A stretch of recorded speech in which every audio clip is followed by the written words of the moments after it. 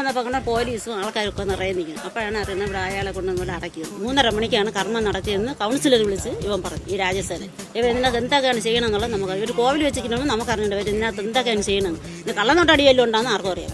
ആർക്കും ചുരിദാറിട്ടൊന്നും വരാൻ പാടില്ല. കൊച്ചു പിള്ളേർക്ക് സാരി കൊടുക്കണം, അല്ലെങ്കിൽ പട്ട് ആണുങ്ങൾ ഉടുപ്പിട്ടുകൊണ്ട് കയറാൻ പാടില്ല. ഈ കോവിൽ ഇഷ്ടം പോലെ പൈസ കൊടുത്തു ഞങ്ങൾ. പൈസയും സിമന്റും പൂജയും എല്ലാം ഇഷ്ടം പോലെ. ആദ്യം സദ്യയും കാപ്പിയും പരിപാടിയും എല്ലാം ഉണ്ട്. പിറ്റേ കമ്മിറ്റി അംഗങ്ങളെ അവരെ കണക്ക് കേട്ട് അവർ പറയില്ല. അങ്ങനെ കമ്മിറ്റി അംഗങ്ങളെ പറഞ്ഞിട്ട് 2-3 വർഷം കൊണ്ട് കൂട്ടിയിട്ടിരിക്കുന്നു കോവിൽ. യുവമാർ പറഞ്ഞെന്താണെന്ന് വെച്ചാൽ അയാൾ ചാവാൻ പോണതിന് മുമ്പേ പൂജ ചെയ്ത് പിന്നെ അവിടെ ചെന്ന് ഇരുത്തി കുളിപ്പിച്ച് അവിടെ കൊണ്ടിരുത്തിയെന്ന് പറഞ്ഞാൽ അയാൾ ഇതൊന്നും സത്യമുള്ള കാര്യമില്ല. അയാൾ കിടപ്പാണ്. അയാൾ വെളിയിൽ സൂര്യോദയം കാണാൻ അയാളെ കൊണ്ട് പറ്റുന്നില്ല. അങ്ങനെ കിടന്ന ആളാണ്. യുവമാർ ഒരു ചാവാൻ പോണ ഒരാളെ ഷുഗറിന്റെ ബിപിന്റെ ഗുളിക കഴിച്ചിട്ടാണ് ചാവണത്. ചാവാതിരിക്കലും നമ്മൾ ഗുളിക കഴിക്കുന്നത്. അപ്പൊ ഇയാൾ അവിടെ ചെന്ന് കുളിക്കാതിരിക്കാൻ വേണ്ടി ഈ ഗുളിക കഴിച്ചോണ്ടാ പോകാൻ. നിങ്ങളൊന്ന് ആലോചിച്ച് നോക്കി.